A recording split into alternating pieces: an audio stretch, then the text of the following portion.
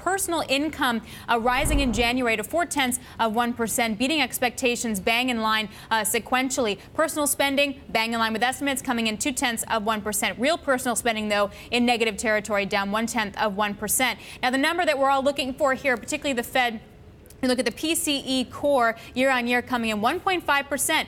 Not a lot of movement in terms of expectations, and sequentially on a month-on-month basis it was up by 0.3%. And shocker, initial jobless claims continuing to grind lower as that job market continues to gain in strength as inflation just cannot get a handle on itself. And in the market, the dollar still hanging on right around the highs of the session. If you take a look at what's happening with yields, it's still buying all across the curve. The 10-year is still down by about 3.5 basis points. Yeah, Alex, that's was all very exciting. You did it beautifully. Actually, we didn't even need the numbers. It was just the survey numbers, with the exception of personal income, which is 0.4% as opposed to 0.3%. But as you look down the list, and they were all spot on what the survey said. Yeah. No surprises. No surprise there. Probably why you're not seeing a huge reaction in the market as well. Joining us, Michael McKee, Bloomberg's international economics and policy correspondent. Rick Rieder, BlackRock, still with us. Mike, did we just learn anything? Yes. Tax cuts help your income go up. We're looking at the list of disposable personal income, and we saw wages and salaries up 0.5%.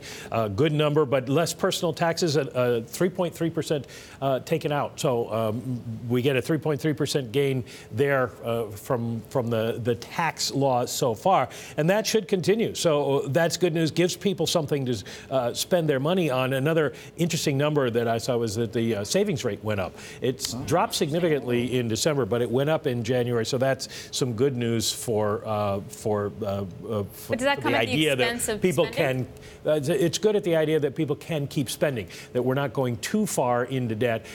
We've seen credit card delinquencies start to rise, and that was a concern about the sustainability of the expansion. PCE, this is no surprise. The fact that we're not seeing any real change here in the inflation numbers, and I'm trying to call up my chart here of that. We are seeing the numbers move up just a little bit and then stay there. That was expected because of the nature of year-ago effects on the numbers. It is in March that we're going to see a lot of numbers fall out. We won't get those reports till April, and at that point you'll see the numbers probably go much closer to 2%. Rick, what about the fiscal stimulus? Mike says that we're starting to see the tax cuts. Is it really fully expressed into the economy, or is it going to take some time, and how long? It'll take some time, but as Michael said, some of the effects are playing through. By the way, I mean, whenever you get a bunch of the data that comes through, and then you get this traffic of data that comes through, and you try and parse through.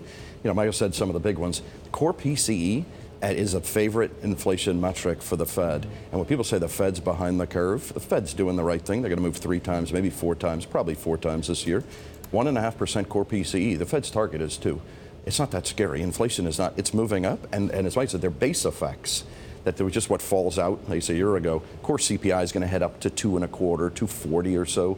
Core PCE is going to head up closer to 2%. But these are not daunting numbers. It's another reinforcement of it's just not that scary from an inflation point of view.